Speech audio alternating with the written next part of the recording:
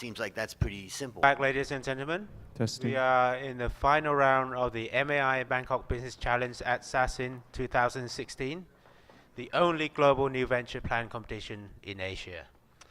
So this morning, we've had 4 ventures already, who came up and presented their ideas to our panel of judges. 5th venture, please welcome Vajara Studio from Queensland University of Technology, Australia. So let me remind the team, you have 30 minutes altogether. After 5 minutes, the judges will be allowed to ask questions.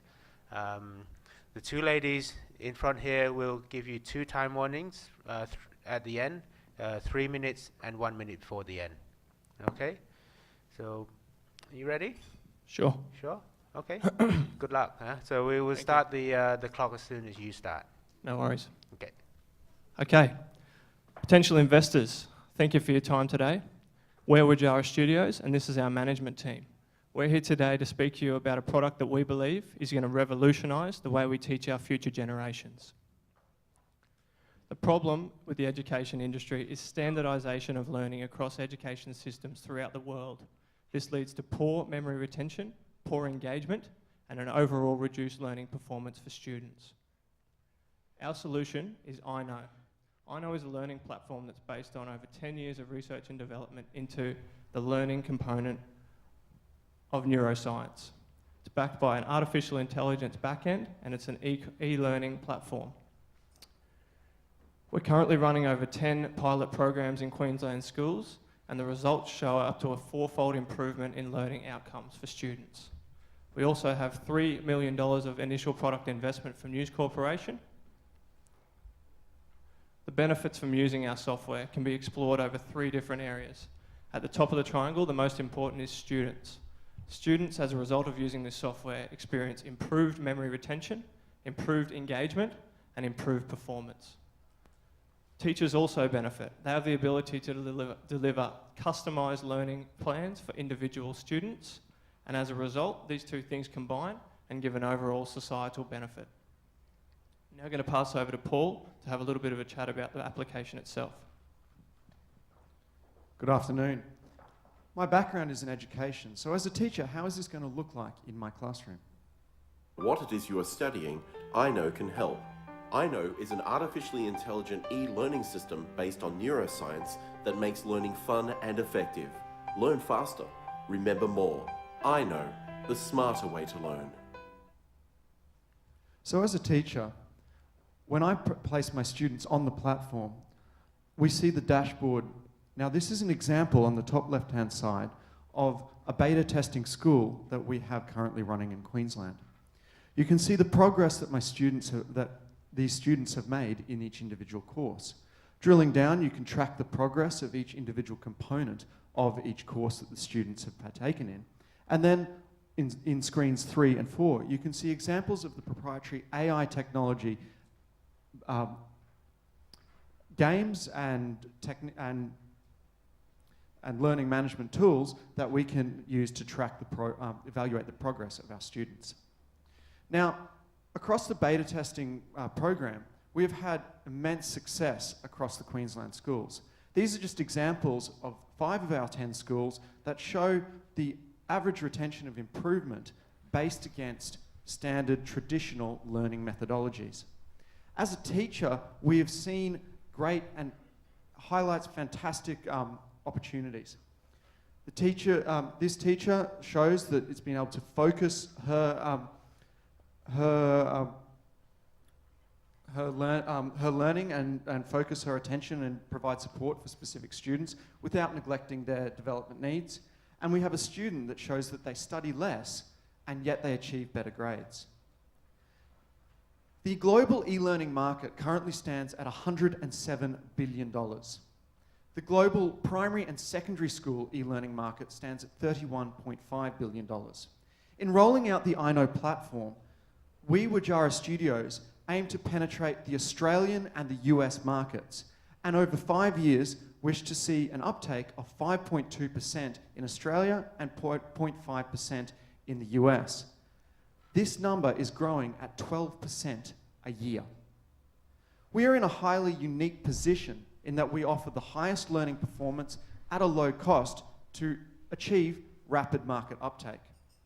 We will do this through a two-pronged marketing strategy, utilising a B2B relationship with schools where the teachers can use the product as an intelligent teacher's aid, and a B2C model targeting parents who can use the software as an intelligent tutor for better results for their students.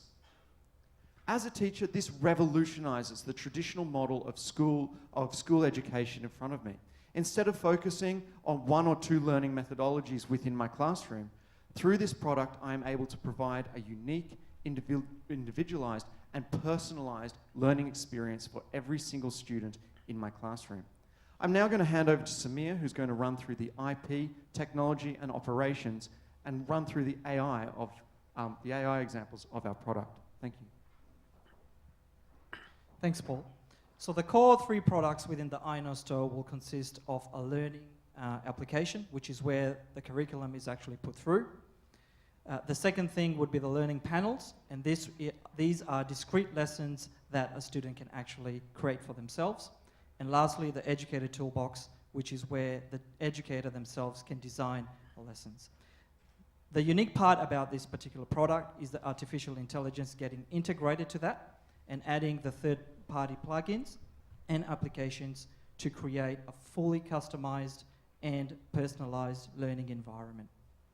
So we've protected our intellectual property through two different ways. We've got the patent, which integrates the iKnow platform itself with artificial intelligence and neuroscience, and through trade secrets, which protects the know-how of learning design. Our product rollout is a three-phased approach. We're looking at a point of entry into the Australian K-12 market, and at that point in time, at year 2, we're looking at a US expansion and also rolling out the business-to-consumer product, which allows students to use this product online as a tuition product. At year 5, we're looking at expanding internationally. Our 3 core competencies are based on our technology, which is to enable rapid scalability of the platform itself, the people who have got expertise in key functional areas, and the partnerships with, at the moment, schools, government, and with News Corp Corporation in Australia. So that's where we are at the moment, and where we're heading to into the future is to continue that research and development, particularly in artificial intelligence and neuroscience, to increase our sales force and to partner up with the News Corp Corporation at a global level. Under the sustainability, we have a social dividend strategy, which is to provide non-curriculum-based iKnow products at zero cost throughout the schools. We believe this approach will be able to create personalised learning for individuals irrespective of their location, social standing, and educational competence. I'll now pass on to Fraser, who's going to run us through the risks and the financial models in place. Great, thank you, Samir. Good afternoon, ladies and gentlemen. As a company, we face 3 main areas of risk, that being market, technological, and financial. Our market risk we've mitigated through our partnership with News Corporation, who've already made significant inroads into the Australian education market and have established relationships with some 60% of schools already. Our financial modelling is based on a software as a service model, or SaaS business. We have 2 distinct revenue streams, our B2B product and our B2C product.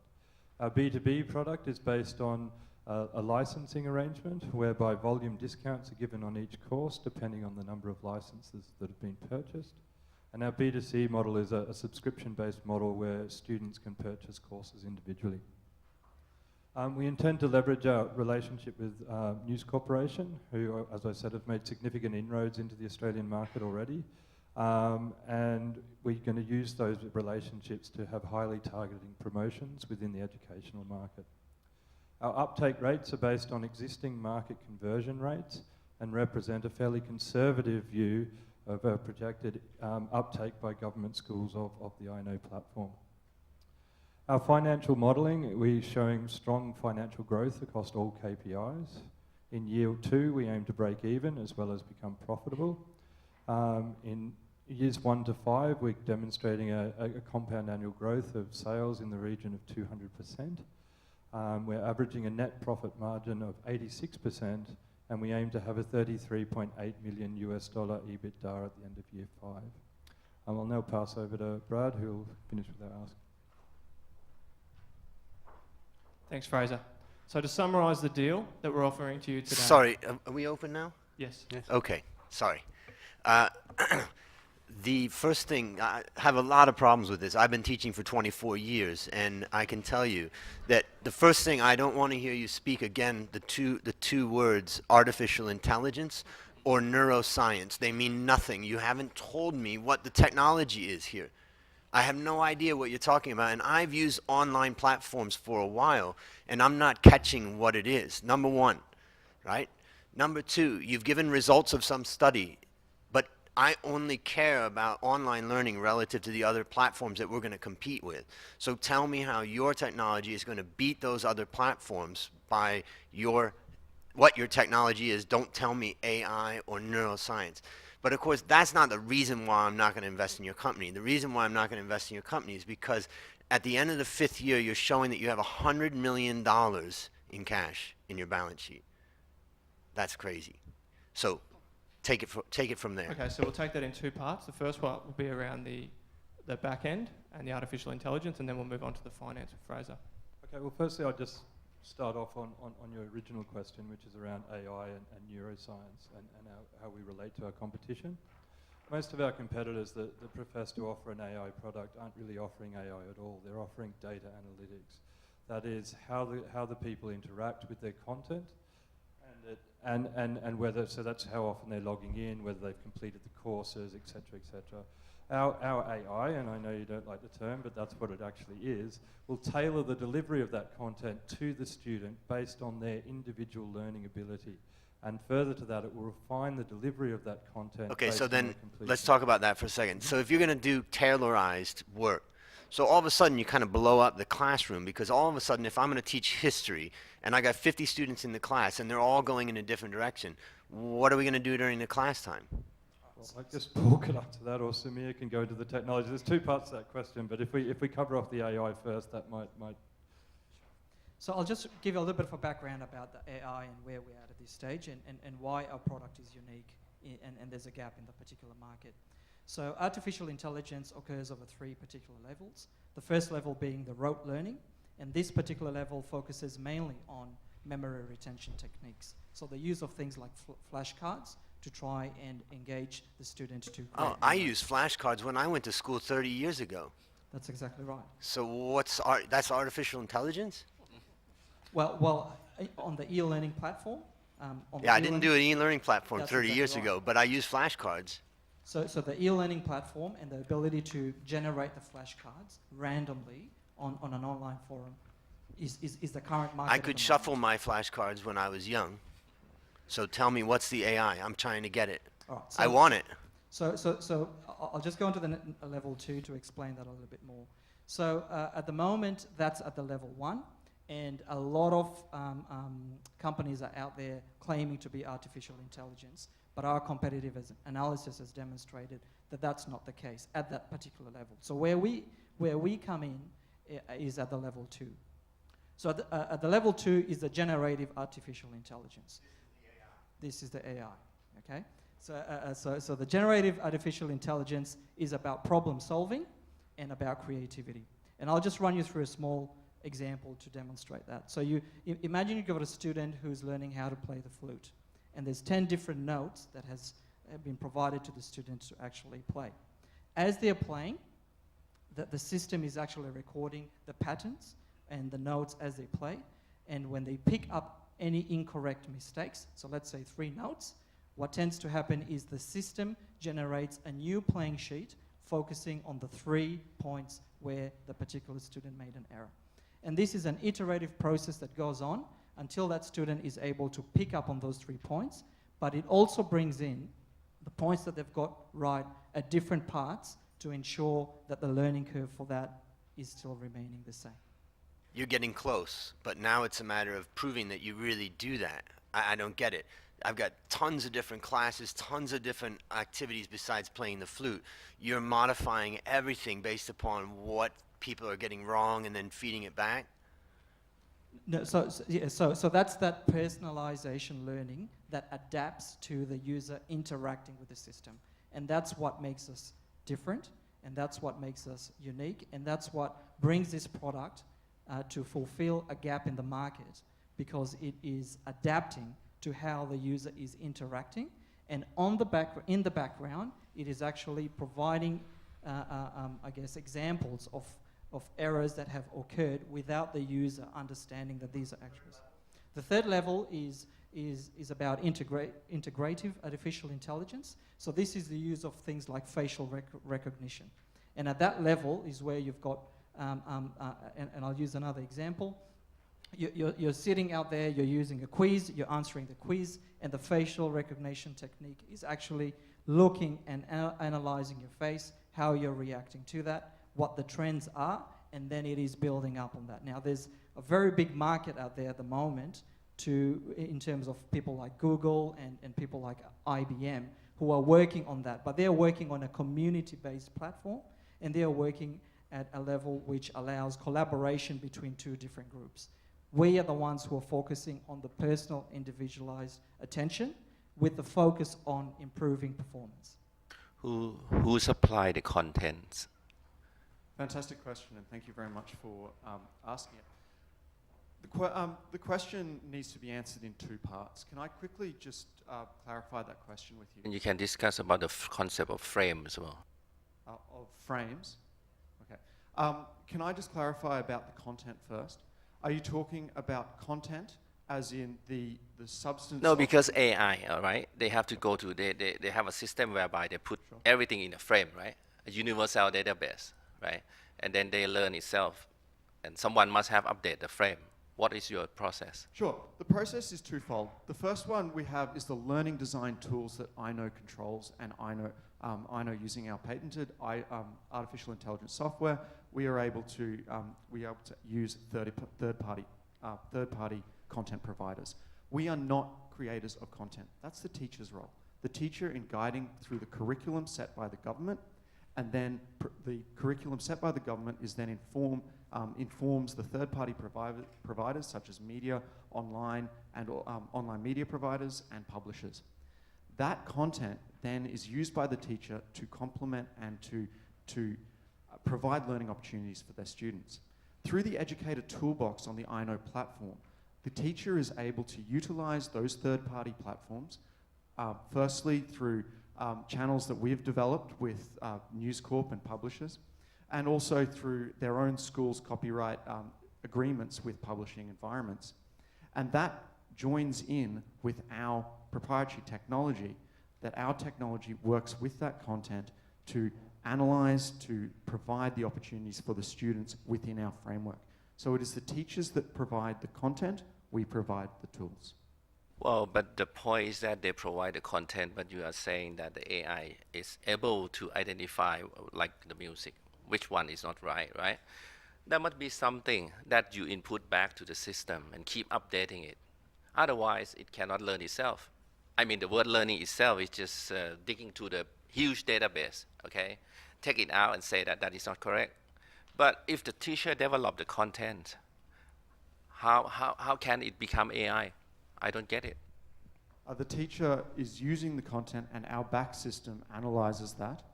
Our back system and the technology behind it analyzes the correct algorithm, using our algorithms. So I think I can clarify a bit there. I think what you're asking is how does the AI integrate with the student learning? So the content itself is set by the teachers in terms of the curriculum and whatnot. The AI then takes that content and delivers that content to you in a personalised way. So if you're a student who's quite bright in class, it'll deliver that content in a way that keeps your engagement, so you're not getting bored.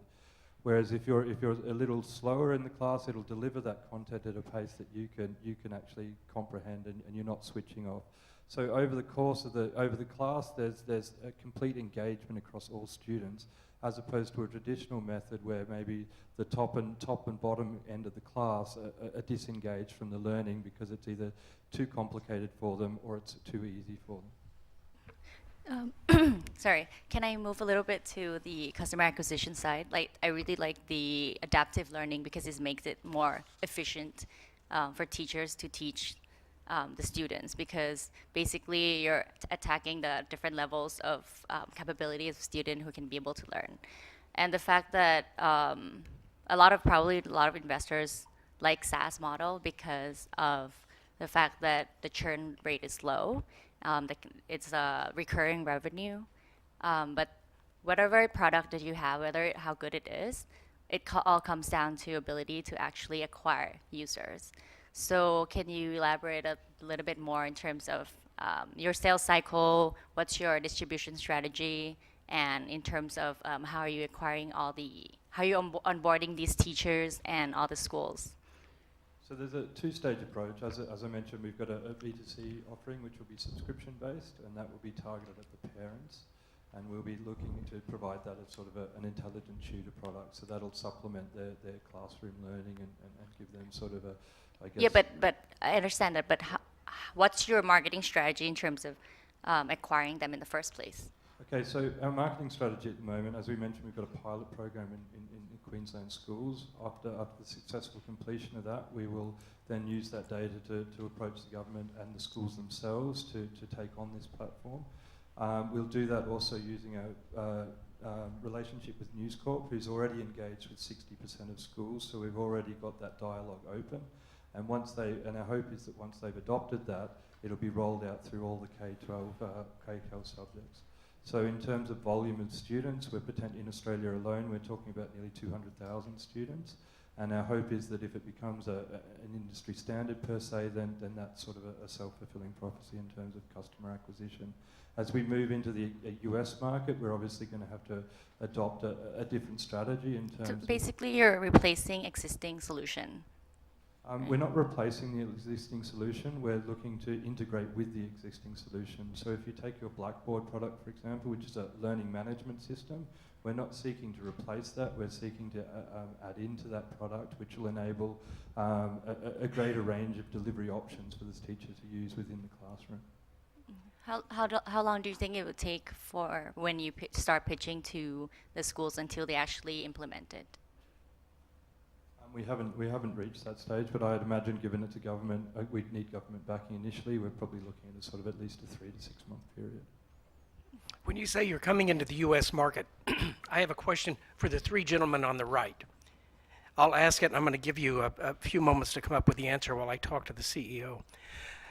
You've got to be aware that there are literally hundreds of online educational tools in the U.S.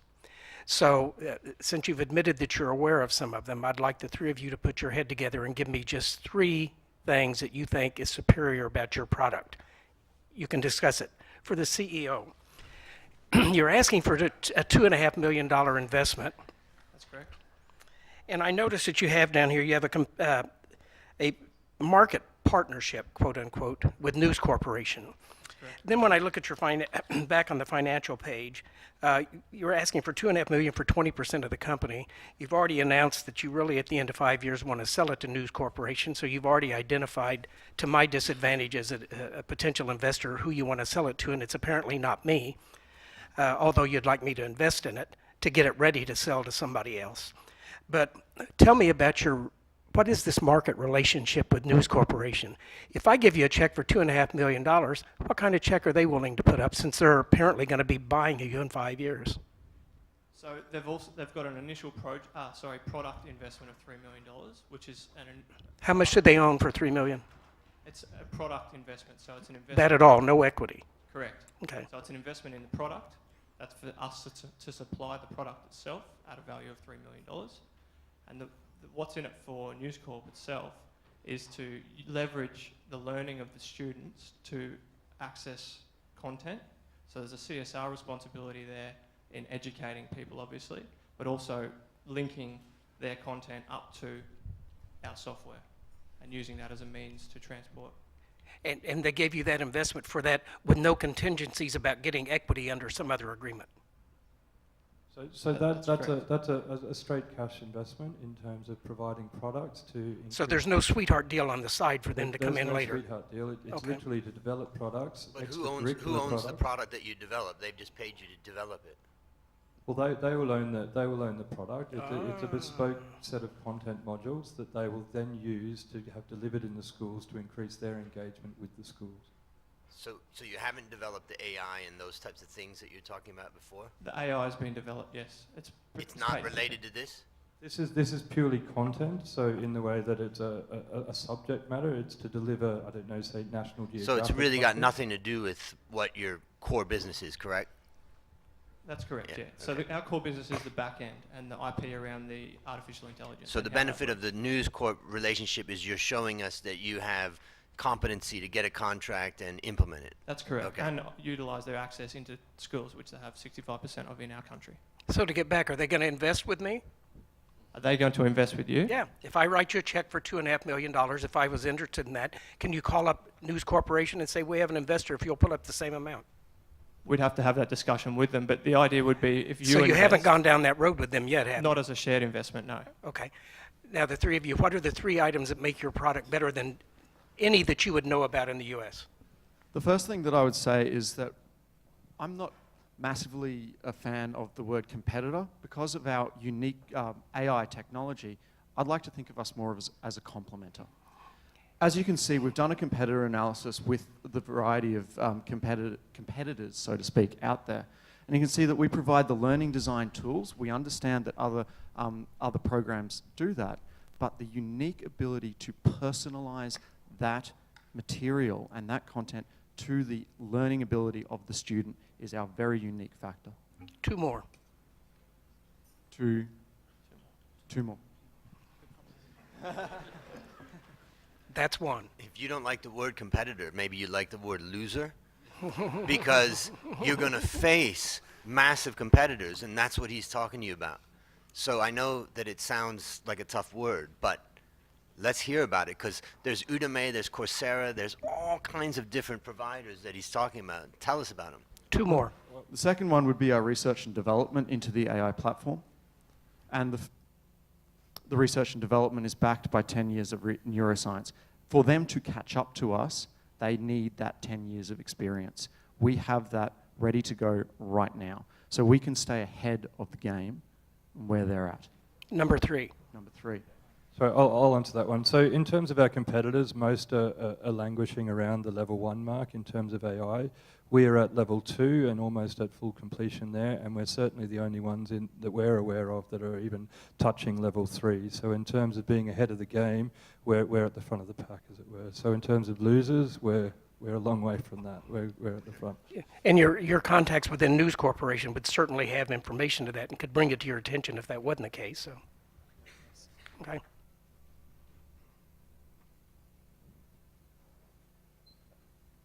So you mentioned in the paper about the IRR of 38%, right?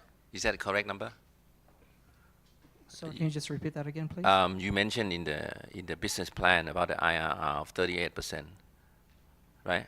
Yes, the internal rate of return of 38%. Yeah, yes. IRR. Is that the correct number? Yes, that's correct, based on the figures in the business plan. Okay. Is that for Series A or Series B or what?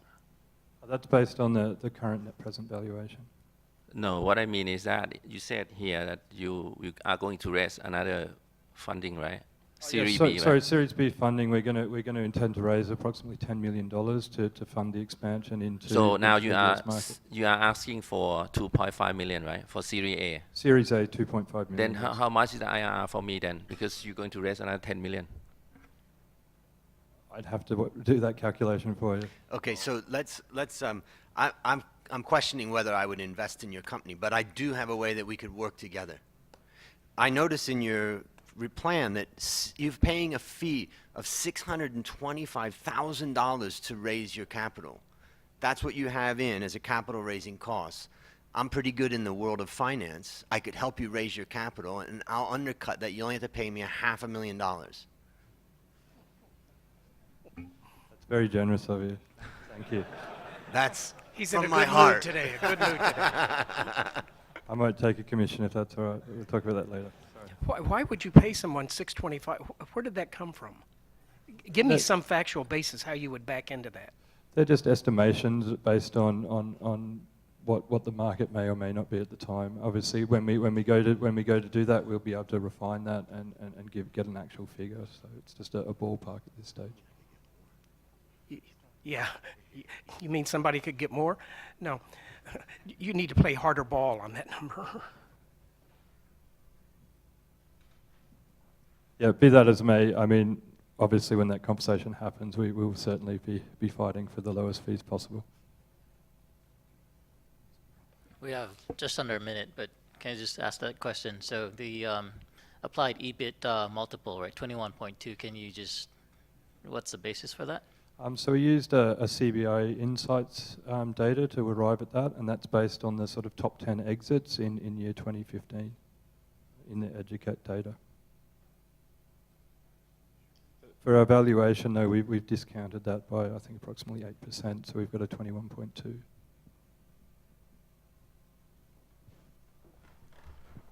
Is that everything?